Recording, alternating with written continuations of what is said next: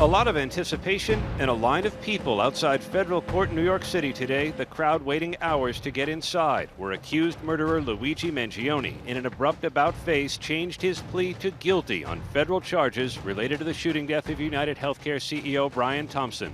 For 20 months, Luigi Mangione has pled not guilty. And now, in a courtroom with Brian Thompson's family, he not only pled guilty, but outlined how he committed this heinous crime.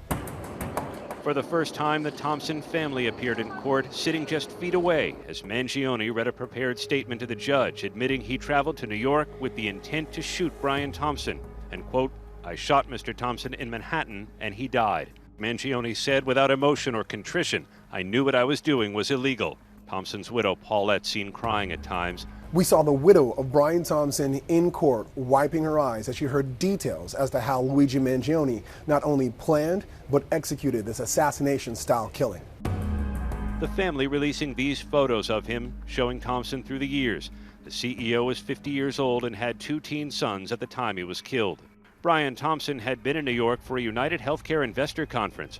Wednesday, December 4th, 2024, shortly before 7 a.m., he was on West 54th Street when cameras captured the moment a figure is seen walking up and shooting Thompson from behind. This woman, holding her coffee, heard the first shot. She flinches, sees Thompson stumble, then seems to look straight at the gunman, still taking aim, before running off. Seconds later, a man in the hotel steps outside, sees Thompson crumpled on the ground, and starts pointing in the suspect's direction. 3 minutes later, police arrive.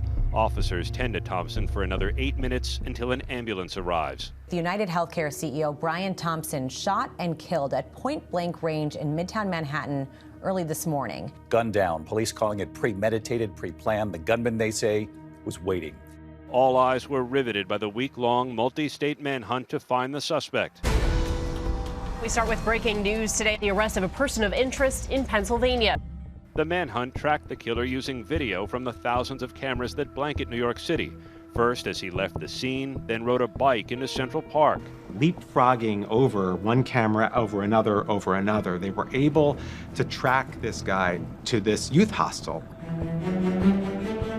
As he's checking into the youth hostel, the lady behind the counter asks him to drop his mask to see his face, to see his smile, and he obliges.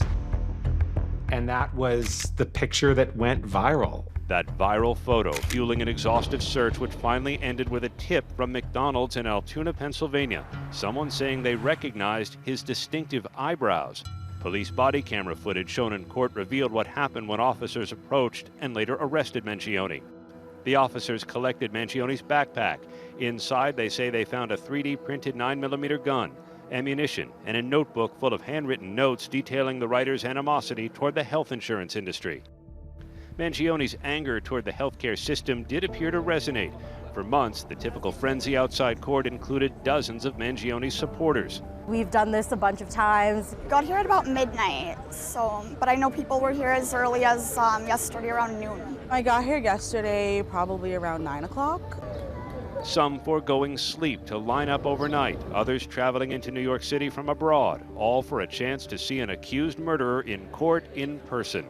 Many people find themselves drawn because they find that they have a personal connection to their relationship with the health insurance industry. Others speculate Mangione's good looks were the prime reason for all the attention. You guys realize Luigi Mangione doesn't even know that he is a national phenomenon right now. Like, he doesn't even know how loved he is. If you were perceived as attractive by a jury, and especially perceived as attractive by the public, you are much, much less likely to get a harsh sentence. In his statement in court today, Mangione explained his motivation for the shooting, saying after years of enduring severe pain from a broken back, navigating the obstacles of the health insurance system and witnessing similar experiences of countless others, I learned that United Healthcare would be holding its annual investor conference in New York City.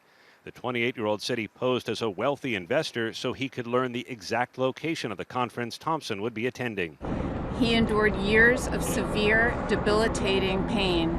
Like the thousands of people who have reached out since this tragedy to share their own experiences, he believed that the system had failed him and destroyed his life. The defendant committed this murder in an attempt to draw public attention to his dislike of certain businesses. But we live in a civilized society governed by the rule of law. We debate, We disagree, we protest, we do not commit murder.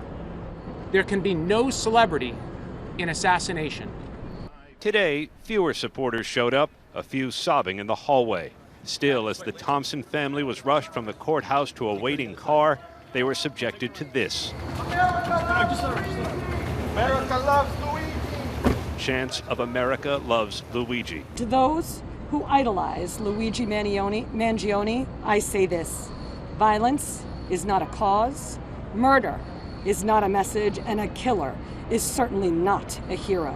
Thompson's family issued a statement saying today's guilty plea marks an important step toward justice for Brian and for our family.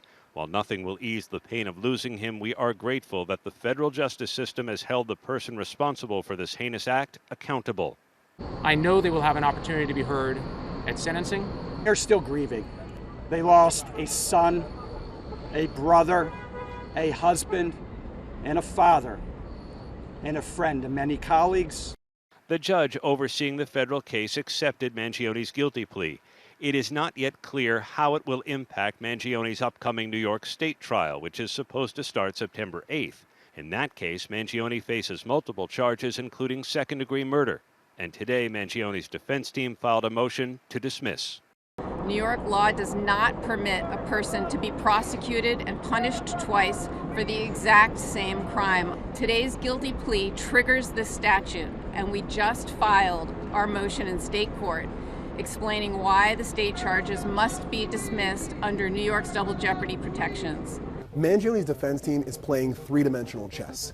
If they win, they can get a light sentence in federal court and the dismissal of a state case. But if Mangione's defense team is wrong, he could be facing anywhere from 24 to 30 years in federal prison and be looking at a state trial where he's already admitted to planning, stalking, and killing Brian Thompson. Sentencing in Mangione's federal case is set for December 18th.